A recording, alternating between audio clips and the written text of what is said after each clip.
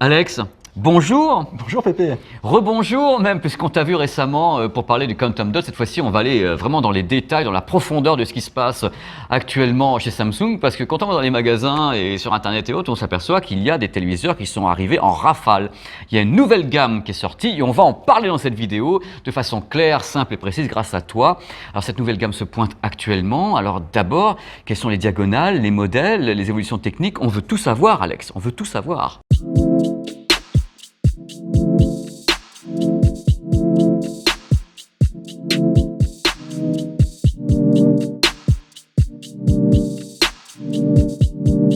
Écoute, on a une gamme très large de téléviseurs Quantum Dot avec quelque chose d'assez compréhensible sur les niveaux de gamme, sur quel téléviseur peut correspondre à mes besoins, à ce que je recherche.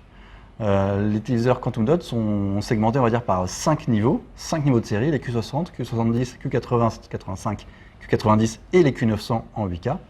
Et pour chacun, on va y trouver leur propre technologie, leurs propres avantages, et pour arriver au produit le plus flagship, donc le produit 8K, qui intègre tout notre savoir-faire. C'est le moins cher de la gamme. Bon, alors justement, on va parler un petit peu de prix parce que les gens ont toujours des questions sur diagonale, prix. Alors toi, ton entrée de gamme, c'est-à-dire quel ticket, le ticket d'entrée pour un produit Quantum Dot chez toi, Samsung, c'est quoi? Que les gens sachent exactement combien ça coûte. Alors, avant même de parler de chaque série, ce qu'il faut savoir, c'est que tous nos téléviseurs Quantum Dot QLED ont une dalle 100 Hz, 10 bits, sont équipés du Quantum processeur 4K ou 8K pour la 8K, et ont tous la même interface Smart TV, et donc tous la même interopérabilité avec Work with Google, Work with Alexa et AirPlay 2.0. 2.0, ok. Et bien sûr, Bixby, notre Votre Bixby que tout le monde aime. embarqué.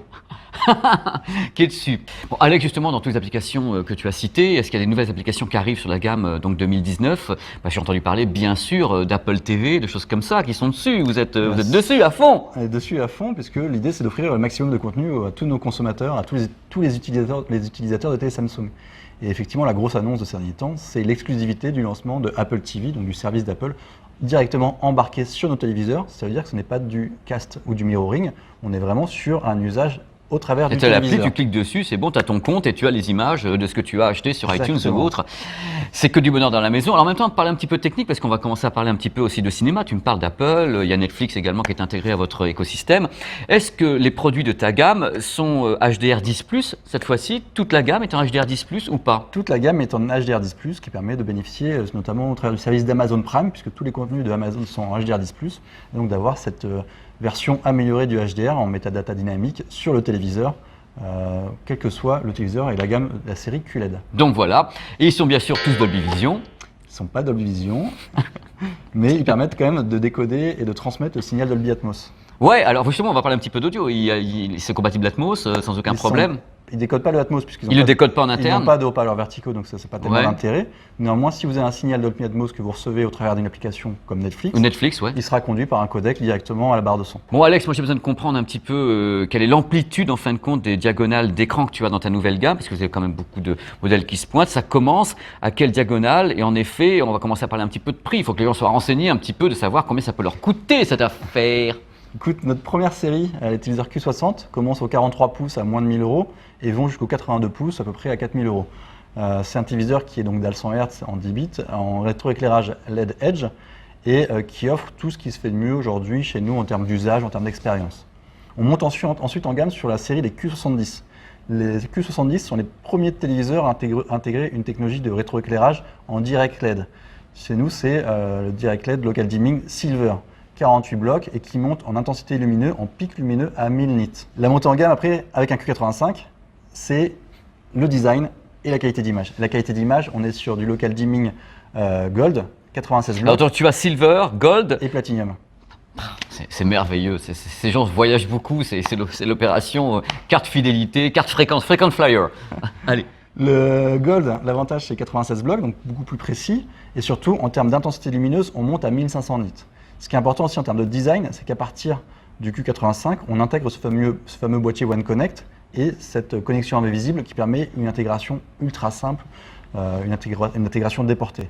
Ça permet aussi d'être compatible avec nos accessoires dits lifestyle, comme le Noga Pole Mount, donc une accroche muraille ultra fine qui permet d'avoir un téléviseur plaqué au mur. Un poster, une sorte de poster poster TV. Ou encore le P Studio qui permet d'avoir un téléviseur comme sur un chevalet de peintre. D'accord, qui est parfait pour The Frame, par exemple. Parfait pour The Frame et qui marche très bien aussi avec The Frame. Donc là, tu m'as parlé du nombre de blocs. C'est la première fois que vous placez autant de blocs comme ça en rétroéclairage d'un téléviseur ou est-ce que C'est quelque chose qu'on a commencé à faire l'année dernière et qu'on continue à travailler.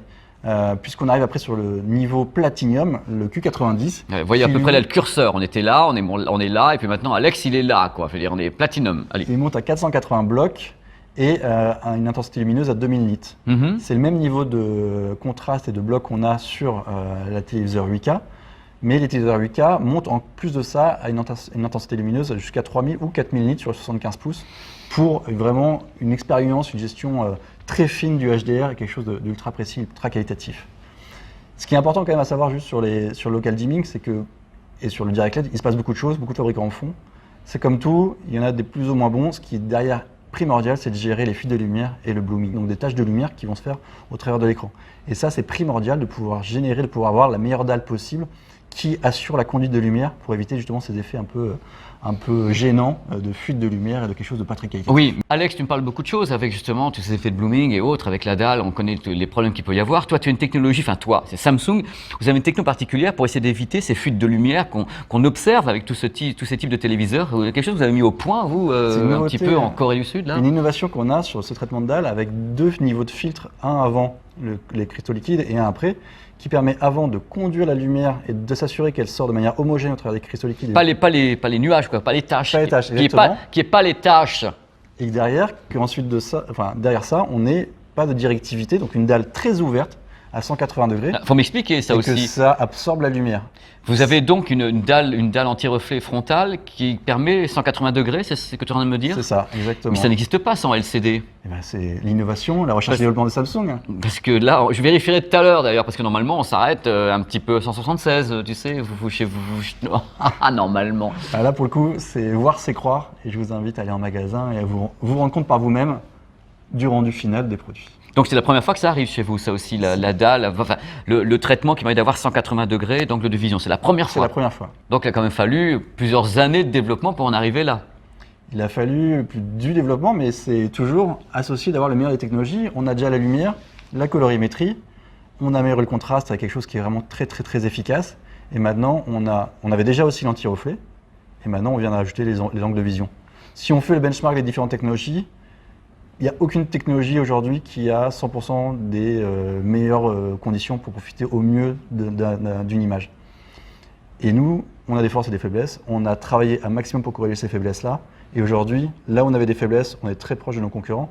Et là où on a nos forces, on les a gardées et on est largement en avance. Est-ce que c'est beau, croire que tu bosses chez Samsung, Alex, c'est quand même dingue. Alors moi j'ai les questions du journaliste de base. Il y a quand même en face, il y a une sorte de monument terrestre qui s'appelle l'OLED. Est-ce que vous en tant que Samsung, tu vas me répondre oui, vous pensez commencer gravement à titiller l'OLED grâce justement à toutes ces technologies qui manquaient dans le monde justement du LCD et qui faisaient que tout le monde plébiscitait l'OLED de façon étonnante? Et l'OLED est une très belle technologie, faut pas oublier. Mais je l'oublie pas. Que Samsung est leader mondial des fabrications de panels OLED, puisque c'est ce qu'on utilise sur nos smartphones. Mais aujourd'hui, on n'est pas convaincu de l'usage sur les téléviseurs, notamment à cause des problématiques de durée de vie. Mais c'est fou parce que si on engage le débat maintenant, les avis sont très divers concernant la durée de vie. Il y a des fabricants qui disent OK, c'est bon. Vous êtes en train de me dire que vous avez mis un frein à l'OLED parce que vous pensez que la durée de vie n'est pas optimale. Exactement, ce serait pire qu'un Dieselgate. Imagine le nombre de télés qu'on vend par an, si dans 5, 6, 7 ans, on se retrouve avec des télés marquées. C'est quelque chose qui n'est pas gérable et n'est pas envisageable par la marque. Bon, Alex, donne-moi encore quelques idées de tarifs dans ta gamme, parce que tu lances un nombre conséquent de téléviseurs et les gens ont besoin de savoir où est le curseur, justement. On sait que les modèles dits 8K, ça commence à 7 000 € chez toi, c'est ça? 5 000. 5 000 le premier. Pouces, 5 000, 7 000, 15 000, c'est ça? Et dans les non 8K, c'est à peu près quoi les gammes de prix, que les gens sachent? Il y a des prix, il y a des positionnements intéressants, puisque le premier 55 pouces en direct LED, le 55Q70 sera à peu près aux alentours de 1 500 €. Du 65 pouces en Q85, donc avec le One Connect et le Local Dimming Gold. Donc évolutif, puisqu'il y a le One Connect. Donc évolutif à 3 000 € à peu près. Même des très grandes tailles, un 75 Q60, donc un 75 pouces, 1m75 de diagonale en Quantum Dot à peu près 2 500 €. Donc on est vraiment sur des offres très larges. très complète avec des différentes diagonales, des différents styles, différents designs et une qualité d'image qui s'améliore en fonction des différentes séries. Donc parle-moi un petit peu de l'audio, parce que j'ai beaucoup de questions également de gens qui me posent des questions sur le Bluetooth, sur les casques. Moi, autour de moi, j'ai des gens dans ma communauté qui me disent, mais alors, est-ce qu'on peut connecter des casques en Bluetooth sur ces téléviseurs? Comment ça se passe? Est-ce que toi, on peut le faire dans tes gammes? Nos téléviseurs sont tous Bluetooth et Wi-Fi. Alors le Bluetooth, c'est effectivement, si vous voulez avoir le son pour vous, branchez un casque Bluetooth, vous pouvez le faire pour vous. Vous pouvez même avoir le son du téléviseur et le son dans le casque Bluetooth en parallèle, puisque notamment pour des personnes qui auraient extrêmement malentendantes, qui voudraient avoir un son plus fort et que tout le monde au foyer puisse avoir regarder la même image. Mais via le Bluetooth, on peut aussi y brancher des barres de son pour restituer sans fil un son 2.1 avec une gestion par une seule et même télécommande. Et une nouvelle cette télécommande? Elle est nouvelle. Nous sommes les seuls à avoir des télécommandes aussi premium 100% en métal, puisque la télécommande reste quand même un objet dans le foyer sur sa table, donc autant qu'il soit joli, avec des boutons simplifiés pour un usage extrêmement pertinent, le contrôle vocal et nouveauté, 3 petits boutons de raccourci qui permettent un accès à Netflix, Amazon Prime ou Rakuten pour profiter très rapidement de ces services sur lesquels vous êtes abonné et que vous utilisez de plus en plus. Bon Alex, on va parler un petit peu d'oreilles, parce que tu sais très bien, comme moi, que le problème des téléviseurs, ils sont très très plats, très fins, et même parce qu'on les colle sur les murs et d'autres, et le son a toujours un petit problème. Les gens achètent beaucoup de barres de son. Et vous vendez des barres de son, parce qu'en plus, vous avez acheté le groupe Harman, qui est donc Harman, AKG, JBL. Vous avez des barres de son qui sortent en même temps que les téléviseurs en ce moment, ou vous avez une gamme qui est encore existante et qui va continuer pendant 250 ans à peu près? C'est vrai que la barre de son, c'est le complément idéal des téléviseurs, puisque au travers de la profondeur, et c'est assez physique, et en plus avec le rajout d'un caisson de basse, on vient travailler notamment les basses fréquences et rendre un son beaucoup plus puissant et beaucoup plus propre, en respectant les aigus, les médiums et les basses. Principe de l'hi-fi. On a une nouvelle gamme de barres de son Harman Kardon, Samsung Harman Kardon, qui a été développée, qui sort en même temps que les téléviseurs. Voilà. Très pratique, qui ont des noms assez proches des téléviseurs, puisque c'est les Q60, Q70, Q80, Q90. C'est le binôme. C'est le binôme idéal. Alors elles sont, je pense que tu as du 2.1, tu as du Dolby Atmos dans le tas, en haut de gamme, tu as tout, ou vous ne faites pas de Dolby Atmos, vous faites la gueule, un truc dans le genre? Elles sont toutes avec une spatialisation verticale. La première avec un surround vertical par Samsung, la Q60. On monte en gamme avec une Q70 qui va intégrer le Dolby Atmos, donc une restitution, et le DTSX, donc une restitution précise de ce que veut faire le réalisateur par rapport à la spatialisation du son. Et Q80, Q90 avec un son latéral en plus, et sur le Q90 des satellites arrière qui permettent d'avoir un son 5.1 plus 4 haut-parleurs verticaux, 2 à l'avant, 2 à l'arrière, pour vraiment être au cœur de l'action. Et les tarifs, ça commence, ton ticket d'entrée, tu le connais? À peu près 500 € jusqu'à 1500 € avec une montée en gamme classique. D'accord. La grosse force de ces barres de son là, c'est que comme c'est des barres de son Samsung Harman, on a la caution du son d'Harman Kardon, mais aussi l'usage et la simplicité Samsung, puisque nos barres de son sont automatiquement reconnues par le téléviseur, connectables sans fil et pilotables avec une seule télécommande. Pas besoin de s'embêter avec une installation compliquée. J'ai la solution idéale. Il est incroyable. Moi, je sais plus quoi dire, il est incroyable. Ah, Alex, l'opération camouflage, ça vous connaît aussi le téléviseur? Moi, je trouve ça joli, mais vous ne trouvez pas ça joli, donc vous voulez les planquer. Vous avez un mode ambient pour ça? Le mode ambiant 2.0, l'ambient mode, qui permet d'intégrer son téléviseur très facilement. Soit on le fait disparaître en prenant en photo son mur, soit on lui fait donner une couleur à la pièce en prenant en photo toute sa pièce. Il va reconnaître automatiquement les couleurs dominantes de la pièce pour en faire un patchwork de couleurs qui s'intègre parfaitement chez vous. Vous pouvez aussi, comme on l'a fait derrière, mettre une photo en fond d'écran qui permet d'avoir une jolie fenêtre sur l'Europe. Et sur le Portugal. Sur le Portugal actuellement. On peut y mettre aussi des notifications de news, de médias, et faire apparaître l'avantage des objets connectés, tout type de notifications de produits connectés, savoir que votre machine est finie. Voilà, la vaisselle, le réfrigérateur, la porte est ouverte, fais attention, tu vas tout paumer, des tas de trucs comme ça. Exactement. Et donc c'est vraiment quelque chose qu'on travaille avec une multitude et une infinité de possibilités dans l'ambient mode sur des surimpressions de décors, des choses qui font que, au final, ce téléviseur qu'on a acheté dans le commerce, au travers de la personnalisation des applications, mais aussi au travers de la personnalisation du mode ambiant, c'est un téléviseur qui ne correspond qu'à moi. Personne d'autre n'aura le même téléviseur que celui que j'ai chez moi.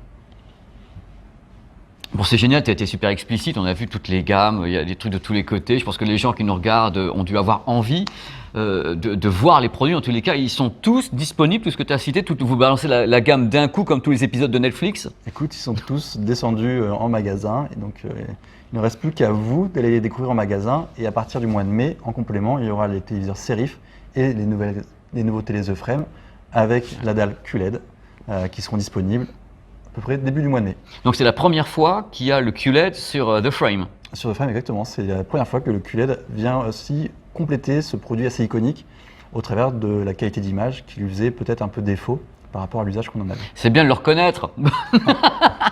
C'est sur ce mot incroyable de la fin. Je te remercie Alex d'avoir pris du temps comme ça avec nous, de nous montrer comme ça toutes les gammes, les téléviseurs QLED. C'est un plaisir, je te dis à très très vite dans tous les cas. Merci Pépé, merci pour ce moment. Eh bien merci pour ce moment, ce Quality Moment. À bientôt sur la chaîne sonvideo.com.